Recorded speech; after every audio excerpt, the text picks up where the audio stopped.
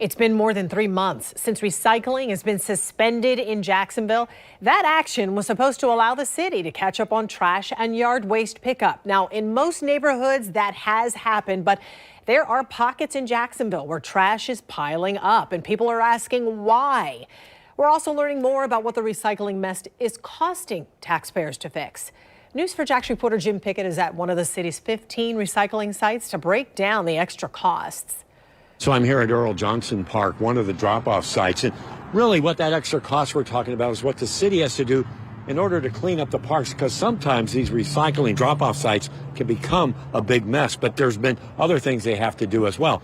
And you know, with the whole process of this was supposed to free up workers in order to do regular trash pickup and yard waste pickup, but that's not always happening.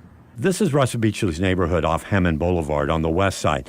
He says regular garbage pickup, which is supposed to happen once a week, hasn't happened in over 3 weeks.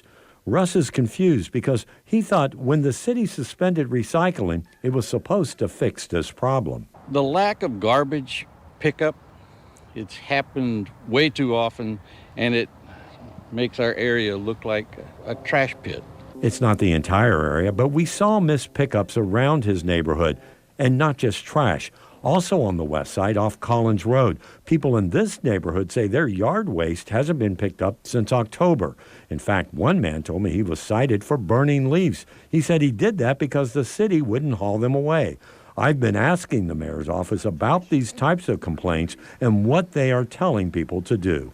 I keep getting the dance, oh, we'll send somebody out, or I send it in on email, and I still get no response. Here's what we learned today. The highest number of complaints about garbage came the first week of October. There were 1,173. In November, that number dropped to 551 complaints. In December, that number went as low as 284. But at the end of last week, that number jumped up to 685 complaints. We're also getting updated on the cost to operate the recycling drop-off points.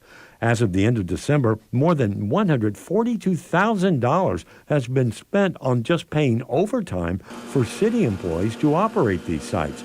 Most of that is cleanup, maintenance, and whatnot. But over $67,000 in overtime has also been paid to firefighters to drive trucks to haul away some of the trash. And the city says the reason those complaints jumped in the last week, that's because of the Christmas holiday. Jim Pickett, Channel 4, the local station.